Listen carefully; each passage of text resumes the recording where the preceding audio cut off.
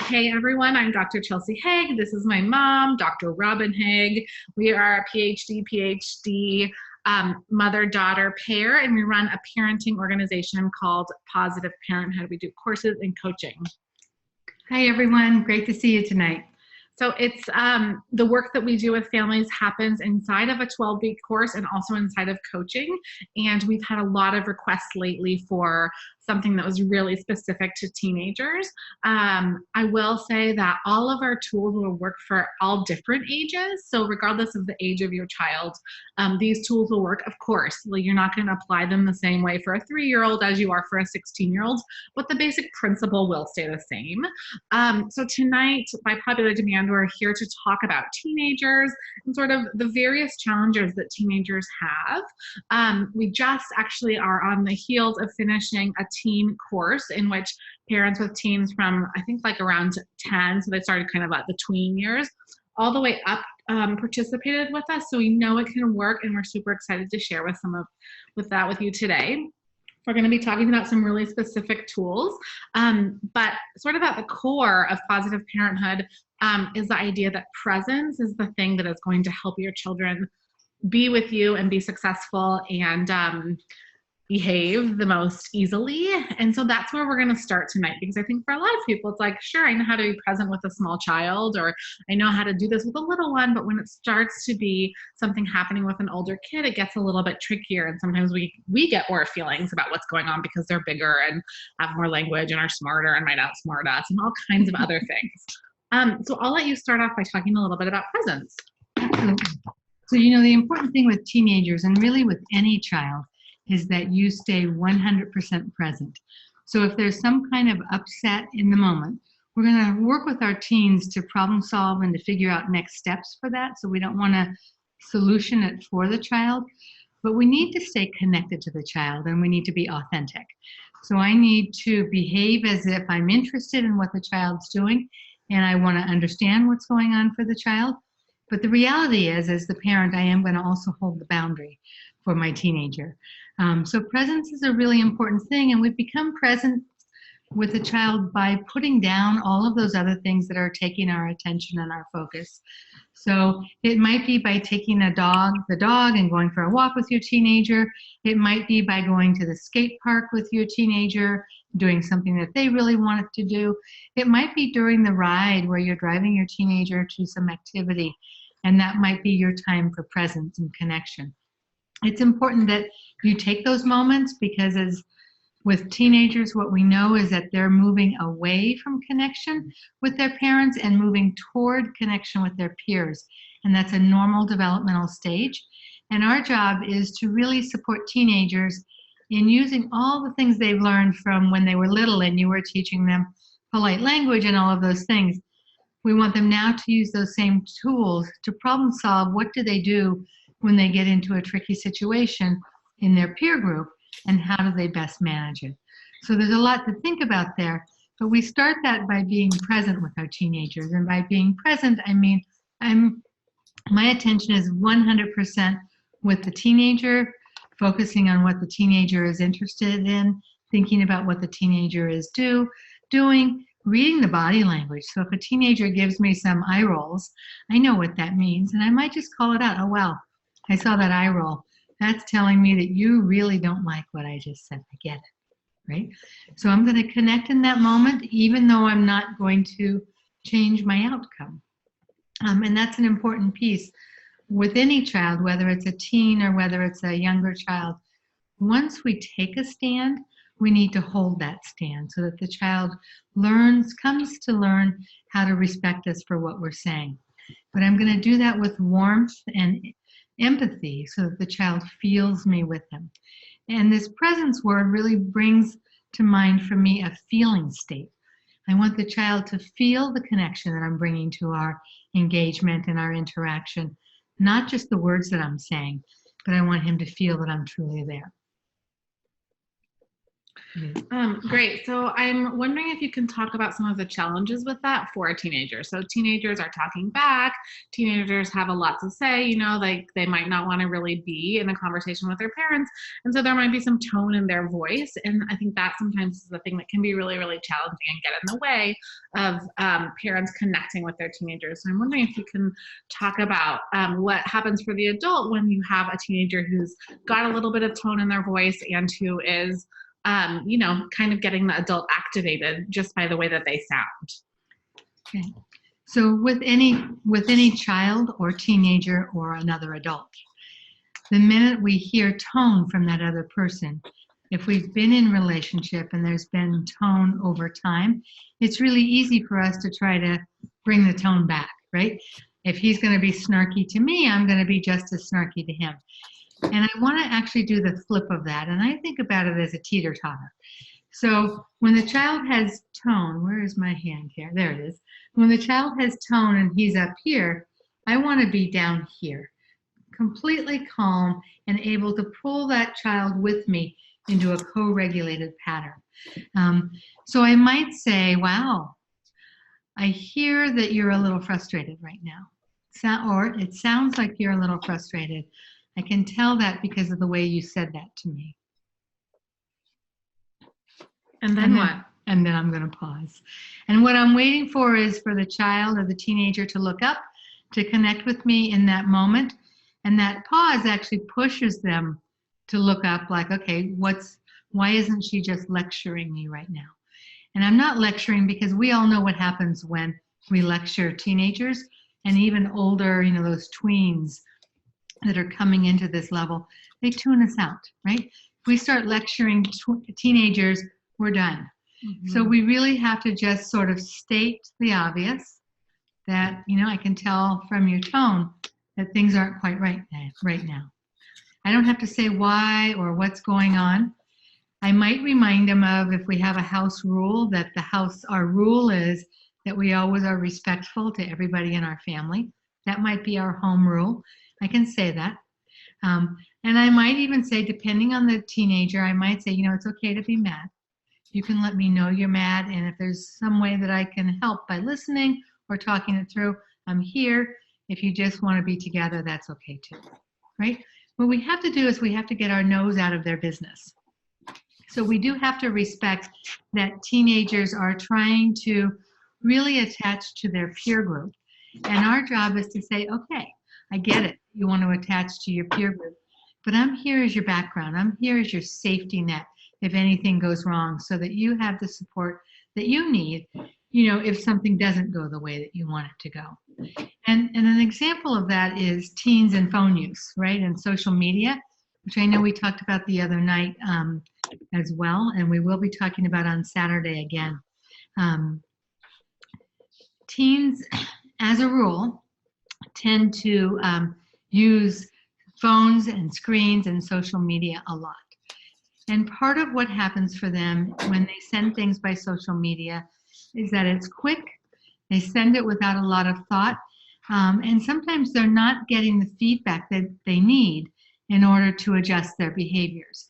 And by that, I mean, if you say something to me and it's a little rude, or it's a lot rude, or you say something and you roll your eyes, or you're using sarcasm, I can see that because I can read your body language and I'm very sensitive to that. But our teens are missing those cues. And so we may have to sort of attach the cues to meaning for our teens by saying, gosh, I hear when you use that tone, that's the tone that sometimes I hear when you're really frustrated with me. And I don't know if there's something you feel like I've done where I've stepped into your boundaries and I've frustrated you, or something else has gone on, but I'm really here trying to support you as your mom, right? So we want to respect that all of these years with your teenager that you've been teaching them about what's appropriate and what's not appropriate, that they've been taking that information in. And at this point in time, I want to respect that my teen is going to make good decisions. And that being said, I'm not oblivious. I know that they're going to make bad decisions sometimes. But that's okay, because any of us, when we make a poor decision, what happens is we live with the consequences of our actions, right? So if I make a poor decision and Let's say it's around screen use, sending inappropriate messages one teen to another. That usually gets daylighted somehow by, a friend, a sibling. Somebody's going to see it and share that information back. You're going to find out. And in that moment, you can say, I can see that it's kind of tricky right now for you to use this screen appropriately. Because just like when you're talking to somebody, we have to be respectful of each other. The same is true on screens. And if it's a repeat offense, they've done it several times, I might say, we're going to put the phone, I'm going to have you on restriction from this phone for the next 6 weeks, and then we can try again. And when you're ready to try again, that means that we're going to think about what are the kinds of things that we can say to another human being, teenager or otherwise, on a screen. And what are the kinds of things we don't say? We might think them, but we know to use our social filter. Because nobody is here to outright say mean things to somebody else. That's not okay. So when something does occur, and it will, I like to think about two pieces together, right? So let's just say your teenager came home and they knew that you got some kind of text or email from the classroom teacher about flunking a test. And we have, as parents, we get activated when our teens, in our mind, aren't doing their best work.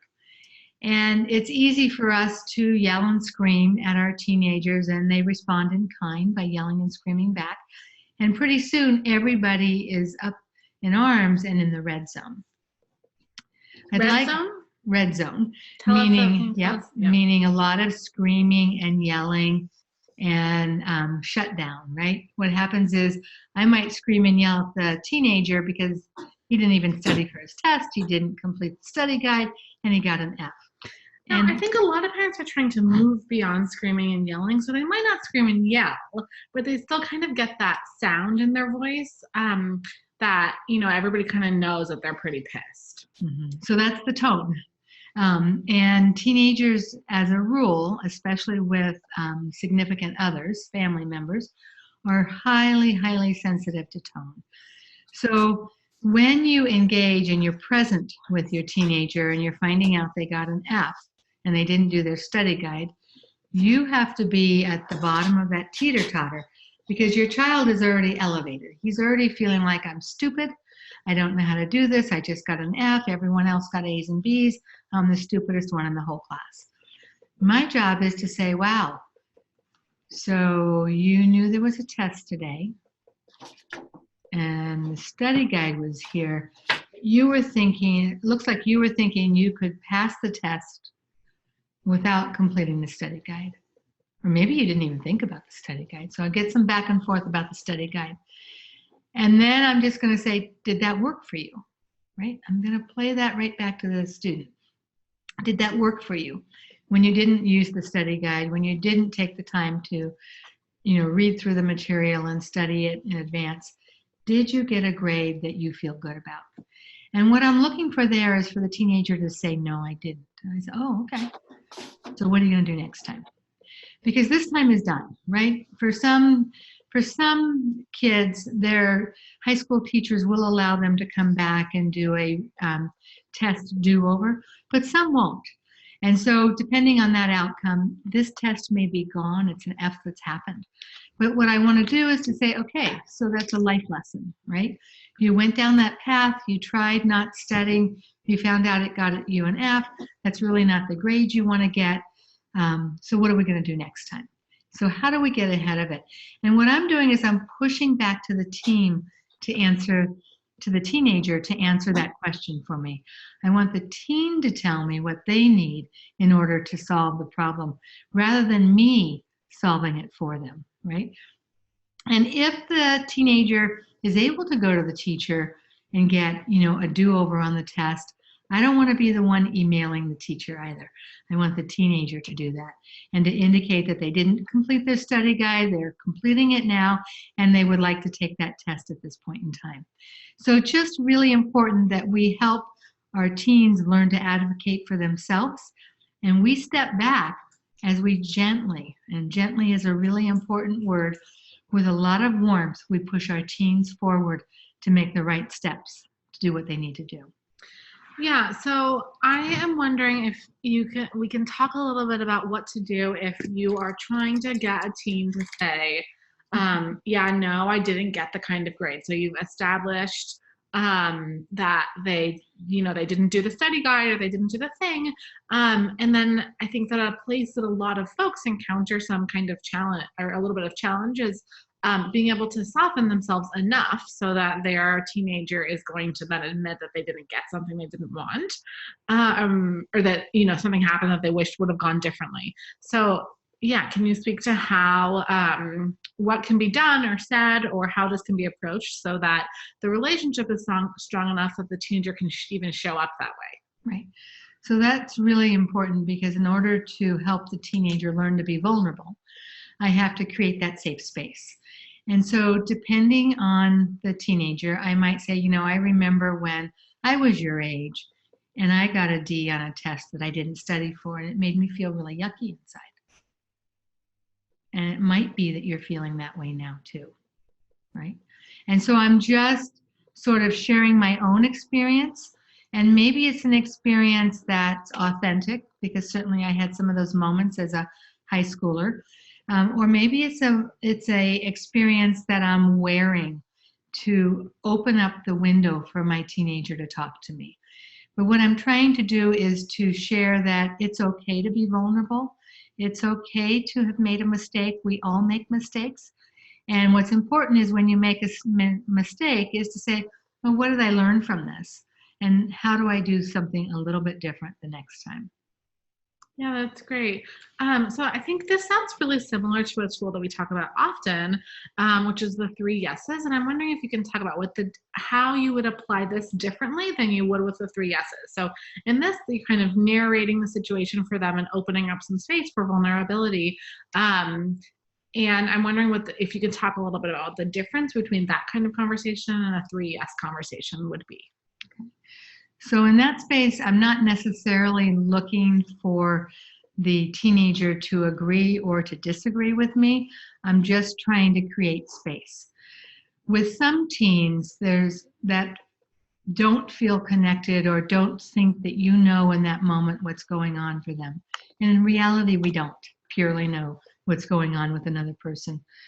But what I wanted, the 3 yeses is a tool that we would use to empathize, if you will, in that moment, and to try to show the teenager or the younger student that I'm here with you.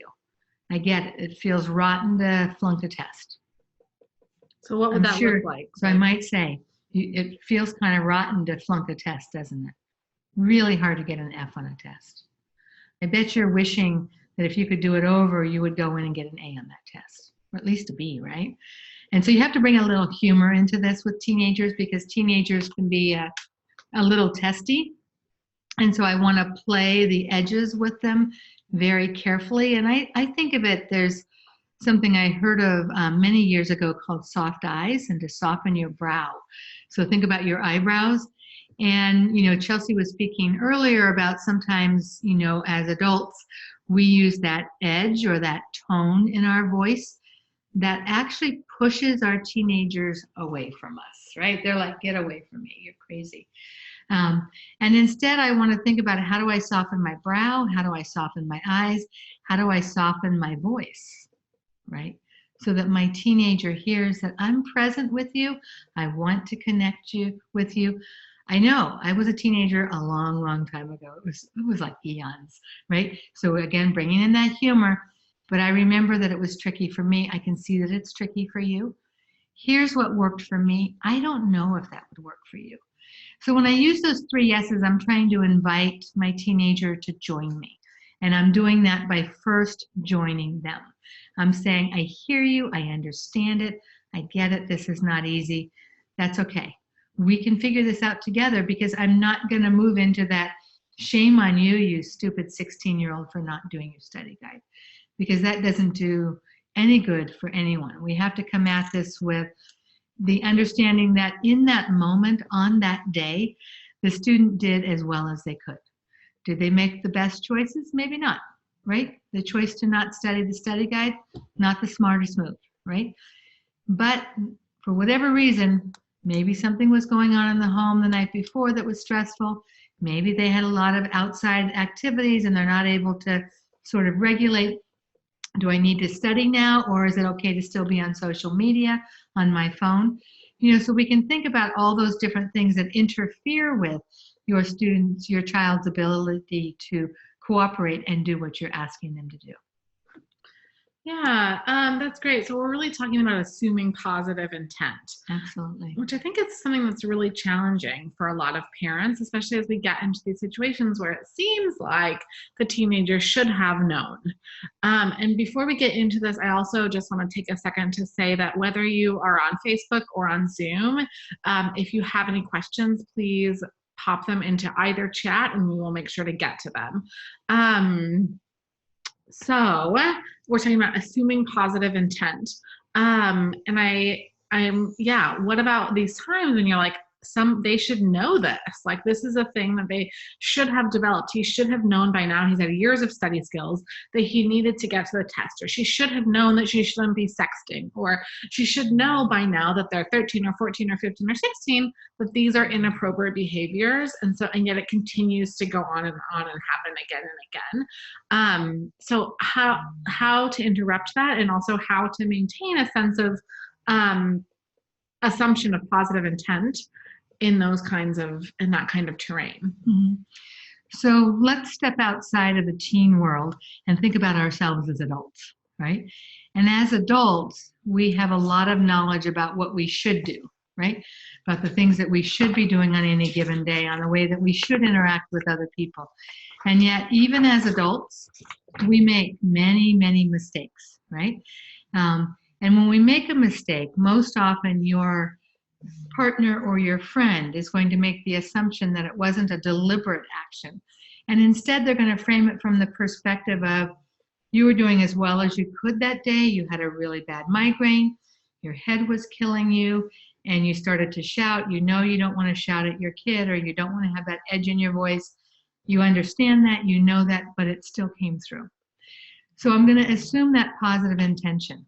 And I know with teenagers it's tricky, because I hear over and over parents saying to me, they know better, we've talked about this a million times.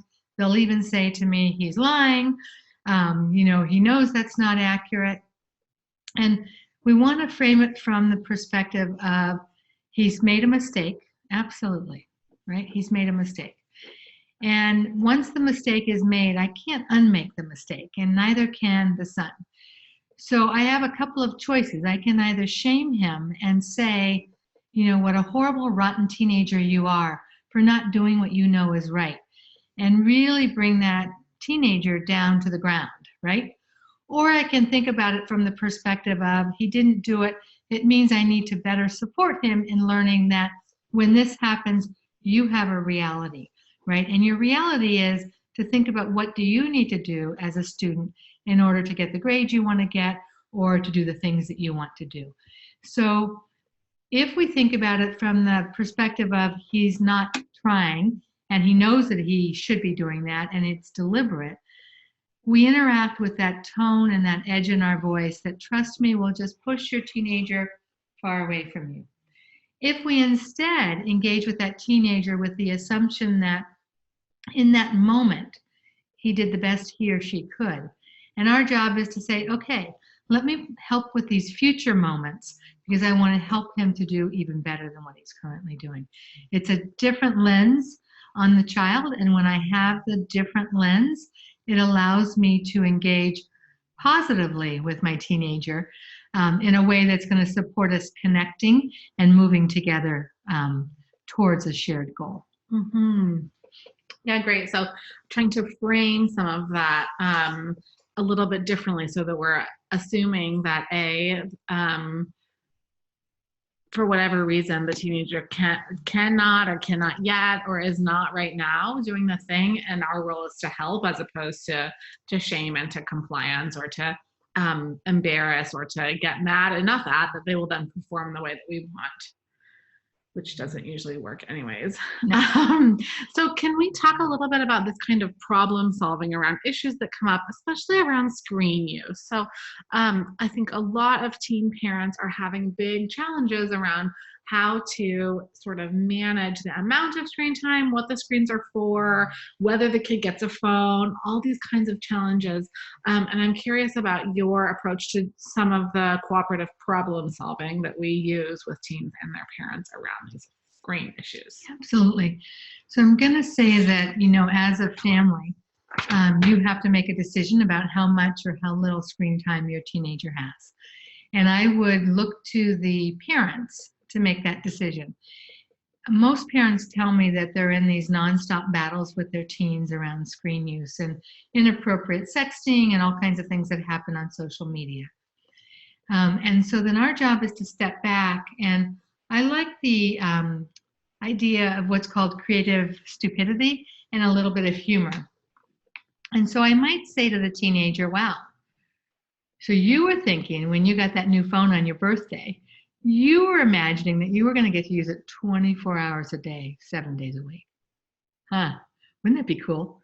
That would be so fun if you really got to use your phone all day long whenever you wanted, right? That'd be so cool. But you know what? I wasn't thinking that at all. I was thinking you were going to use the phone to connect with me when you needed a ride. I was thinking, yeah, maybe a little bit on social media here and there. But I wasn't really thinking about like sexting to your friends or this nonstop use of social media. So your dad and I have come up with an alternative because I recognize that for teenagers, phone use is important, screens are important. But I also know that, you know, your homework is actually your first job, not your telephone. So what we've decided is that you can have, and this is where, you know, the two parents have to get together. You can have 3 hours a week, you can have 5 hours a week, you can have 10 hours a week, whatever you decide as a family. But what I want to do is to have you as the parent step out of the management of whatever time is allowed. So let's just say, I know many families will restrict usage, you know, on these tweens to Friday, Saturday, Sunday, and that's an easy example. So I'm going to take that, but you really have to decide what you're doing as a family. But let's just say you've decided that your tween can have 5 hours between Friday when they come home from school, then all day Saturday and Sunday. But it's a 5-hour total over the weekend. And what I want to do is I want to offer to that tween or teenager that they can decide where the 5 hours are, right? We're going to have a time in, time off, so that we start to help the teen self-manage. And that's the key, is that I don't want to be the one in charge of the teen's use of the screen. I want them to learn how to self-manage and to use it appropriately. And I may prime that, you know, I know you know the right ways to use social media. We never say things that are hurtful. We never send sex messages to our peer group. You know, I'm going to put that right on the table, and I expect that you are going to follow those rules.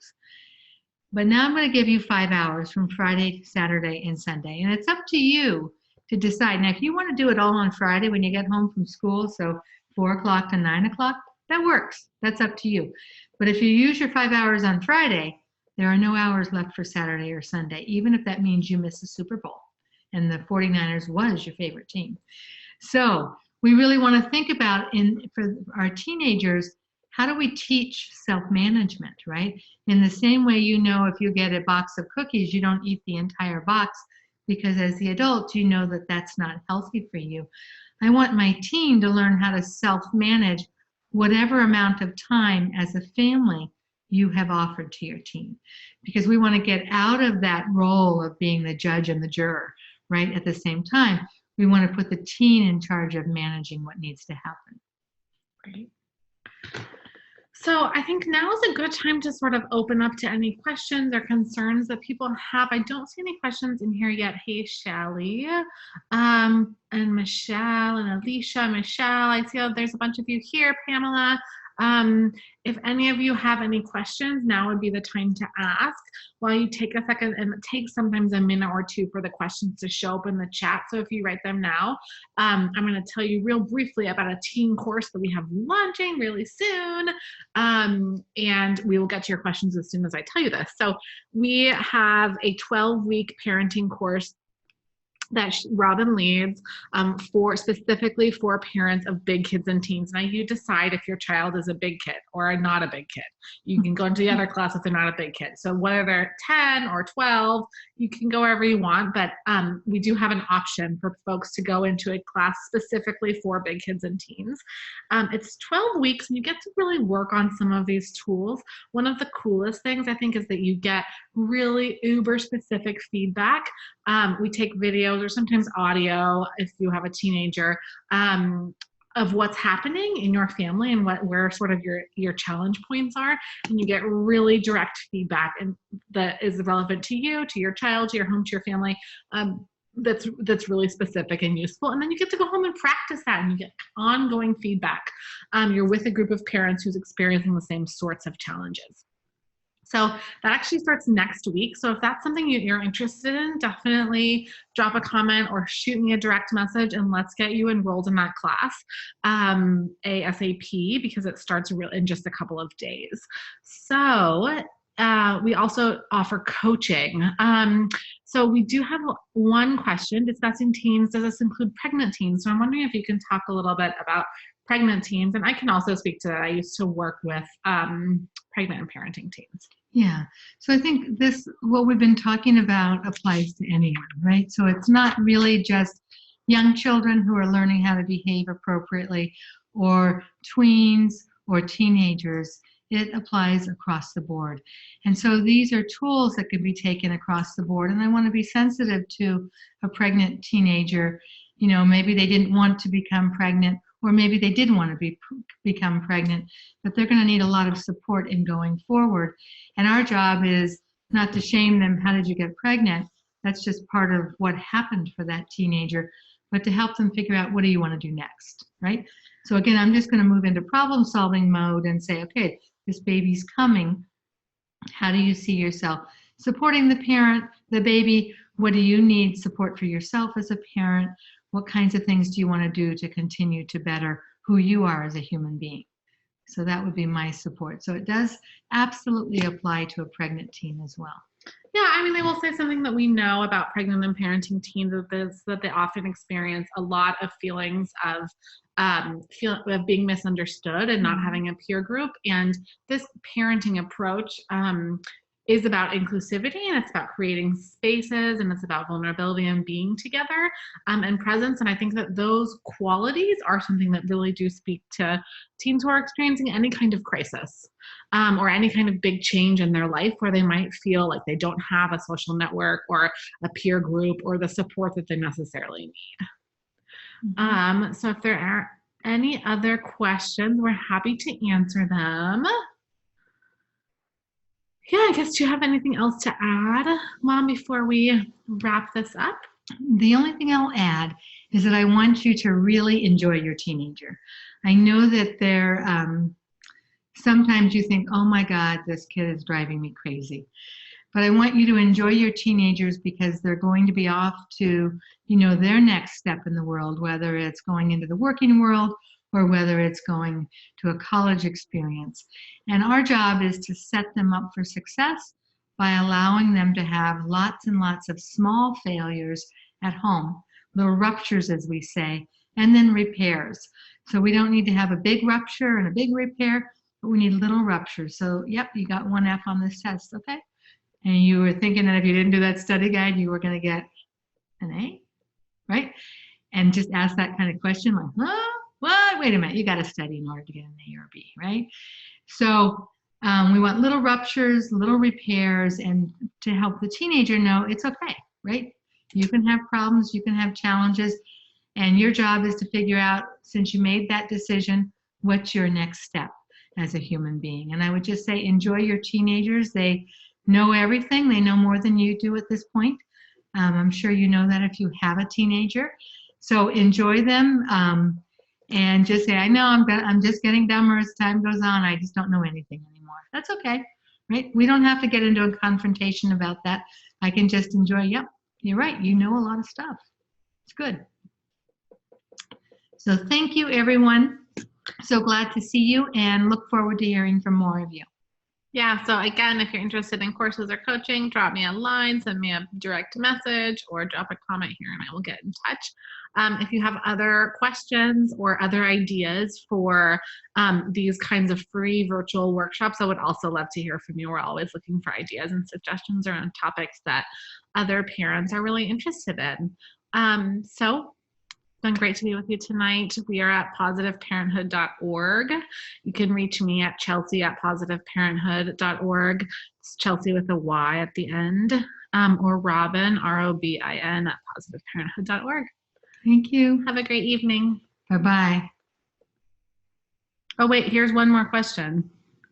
Okay, can we ask one more thing? Sure. This question is, how about teens and them only wanting to eat junk food and sugar 24/7? That is the food of teenagers, junk food and sugar. And I think the best thing I would say to you, Shelley, is to think about what foods you have in the home. And obviously, if they're out in the community, they're going to buy the junk food and sugar if they have access to free cash. And your job is to make sure that when they're at home, they have access to food that's going to be healthy for their bodies. Some teens like to start doing cooking with you, and so if they're interested in learning how to cook, you can use that as an opportunity to teach them about foods that are going to help their body and how you mix a meal to include all the different food groups. So thank you for that. I guess that's one of your challenges now. Yeah. Great. Have a really great evening, everybody. It was really lovely to be together, and we will see you soon. All right. Take care. Bye-bye.